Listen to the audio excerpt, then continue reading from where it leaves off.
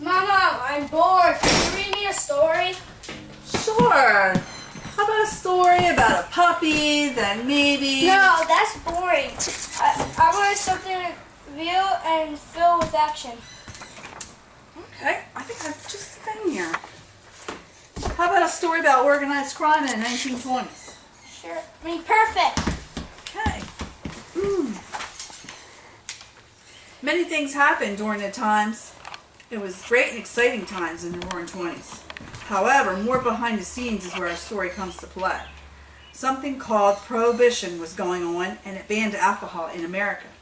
So to get around this, people began to organize this business that would make and sell alcohol.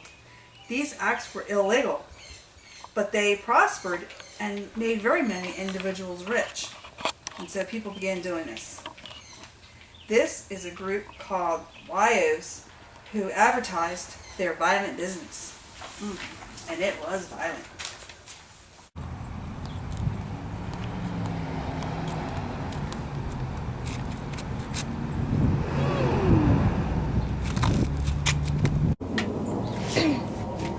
Excuse me, I've got some jobs for you. Okay. Yeah. All right.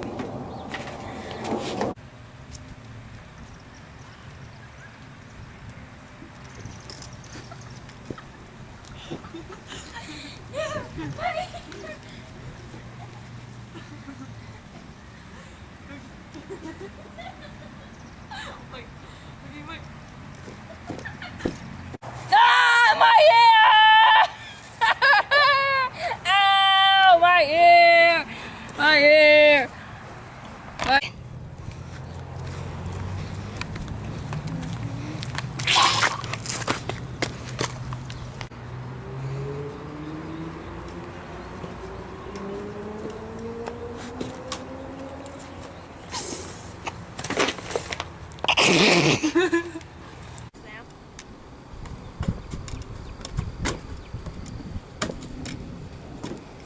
Get in the water.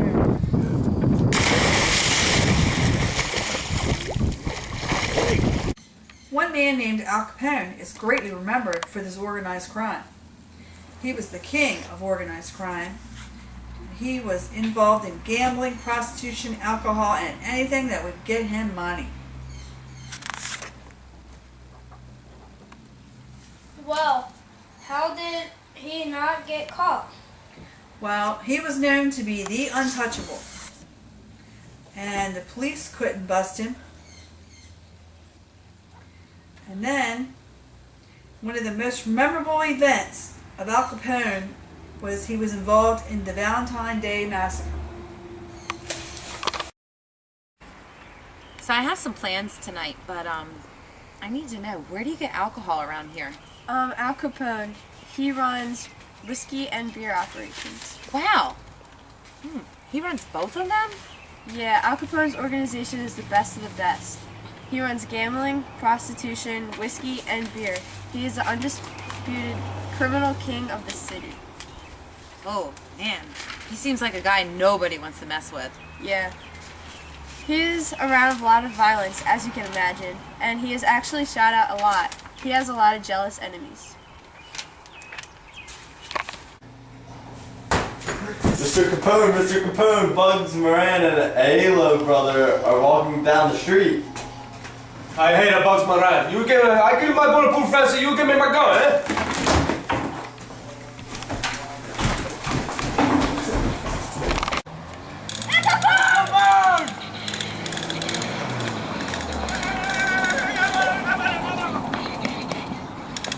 Capone is at it again.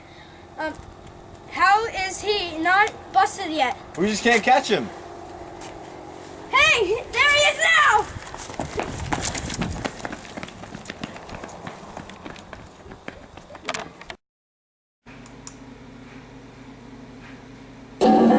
Throughout the history of American cinema, gangsters have been glorified and lionized on the big screen. By 1929, Prohibition was in full effect in America, and organized crime was thriving because of it. The people of Chicago loved their beer, and people like Al Capone were making a killing by providing it. Of course, along with an increase in organized crime came an increase in violence. Killing was a gang's way of doing business, and they didn't hesitate to make big statements to their rivals. This photo, taken on February 14, 1929 by John Miller, shows the aftermath of one of the most gruesome gang attacks Chicago had ever seen. Here we see 7 men associated with a rival gang brutally executed by Capone's hired guns.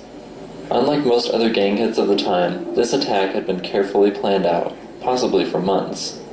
These men were lured into a shop where they were lined up against the wall and slaughtered by men disguised as police officers.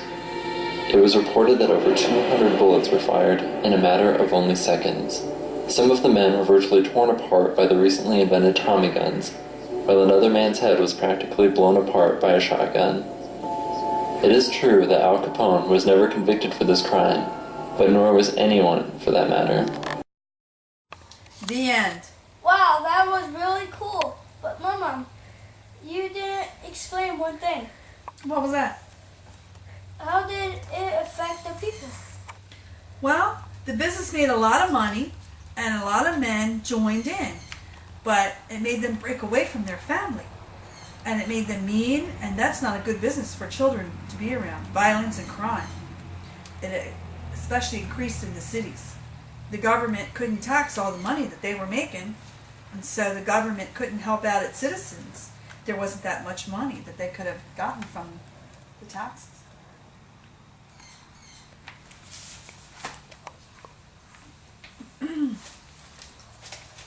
So, do you like that story? Yes. Good. Miss McMurray, can you give my sister and her group an A+, please?